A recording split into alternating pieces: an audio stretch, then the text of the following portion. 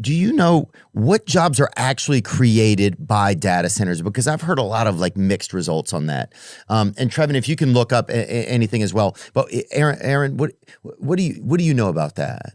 Construction jobs, electricians, plumbers, construction jobs, and they're lured into, the economy hasn't been the best. I think people are concerned about having jobs in the future.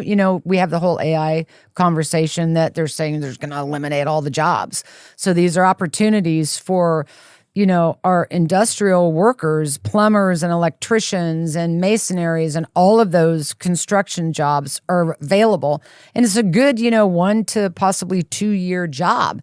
But what they're learning is that's all it is. Yeah, but as you're saying that, it reminds me of Dr. Frankenstein. It's like to be building the thing that's going to hypothetically take you over. You know what I'm saying? To be building right. to sit there and hammer, say building a data center that you think may poison your kids or that may damage the air or it's like, or that could be the thing that takes your job. It's like being trapped in a sci-fi movie. It is. And then once that process starts, and now you're taking all the trees and all the wildlife and everything away from us, you're talking,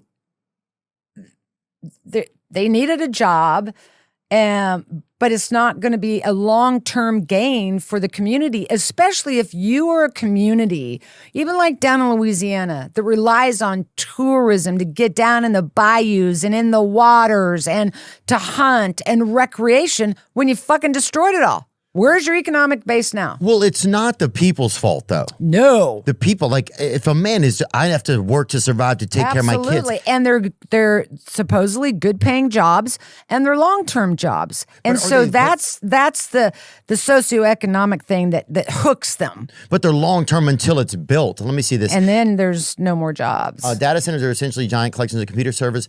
They typically take up massive spaces and use huge amounts of power and water, but they employ very few people. Meta's newest data center will ultimately create just 500 permanent jobs, though employment will briefly swell to about 5,000 during construction. Nonetheless, Meta found itself with no shortage of suitors willing to meet its demands. We set out looking for a place where we could expand into gigawatts pretty quickly and really get moving within that community on a large plot of land very quickly, said Rachel Peterson, vice president of data centers for Meta. We looked at finding very, very large contiguous plots of land that had access to the infrastructure that we need, the energy that we need, and can move very, very quickly for us. And I'll tell you what else it had access to. I know, being from Louisiana, water. Water. Because that's a wet state, baby. You know what I'm saying, bro?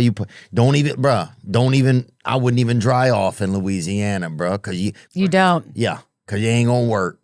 And dude, the crazy part is there's going to be data and everything now. Now you out there fishing, you catching a flounder or whatever, and they finding gigabytes in its lungs or whatever.